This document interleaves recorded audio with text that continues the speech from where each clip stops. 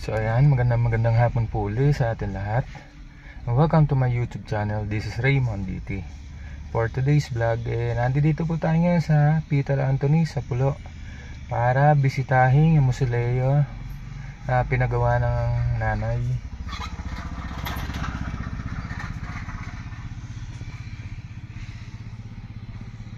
Yan po yung ating background. Mamaya later on pakikita ko po sa inyo yung mausoleo na ginagawa. Pinapalitan po ng mga salamin yung mga bintana. Bale pinalitan po siya ng steady naka-fix na bintana para sa proteksyon sa bagyo at malalakas na hangin. Dati po ang bintana niya ay malalaking cutting ng tempered glass, pero masyado siya mahina kapag malakas ang hangin. Na testing kahapon kasi kahapon malakas ang ulan, pasok po tubig sa loob, kaya advice ko sa inyo sa mga nagpapagawa ng mga mausoleo na medyo kaunti pa lang yung katabi, nasa open ground, ay huwag masyadong malaki ang cut ng bintana. Kailangan po ay pipixin na rin ang mga bintana sa taas, lalo na sa taas kung may second floor. Dito po sa baba okay lang na nabubuksan, pero sa taas dapat fix.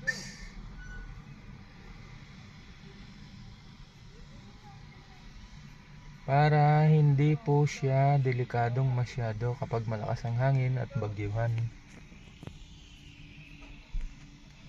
Naandi dito po yung mga gumagawa ng windows.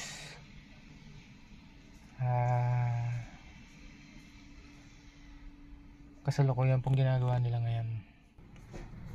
Ayan po ang nasa paligid ng Peter Anthony. Maraming dumadalaw.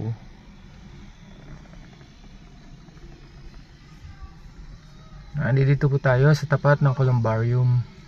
Sa mga pamilyar dito sa Peter Anthony sa Pulo, nandito lang po tayo sa daang gitna sa may tapat ng columbarium. Ito po yung mausoleo na ginagawa. Ayan po yung pinapalitan ng bintana. Ay hindi nga nagagawa. Nagtotolda sila para kapag mainit ay dire-diretso din po yung gawa nila.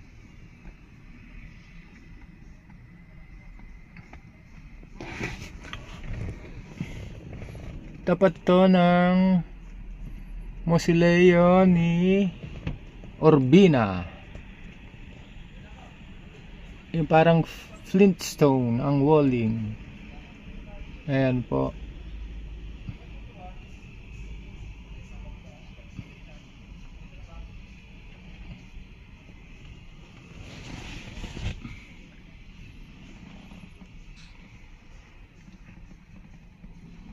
Ito yung kabuuan ng mausoleo. Bale month ng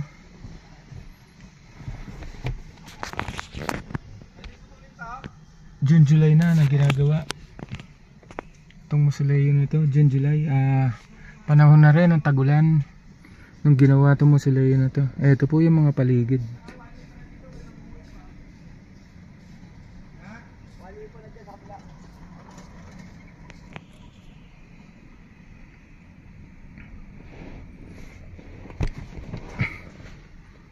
Ito yung halera ng mga mausoleo.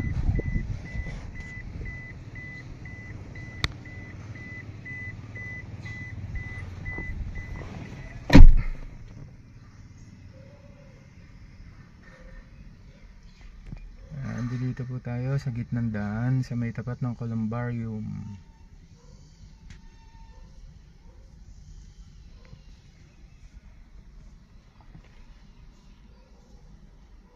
Kanina umaga po nanggaling na tayo dito.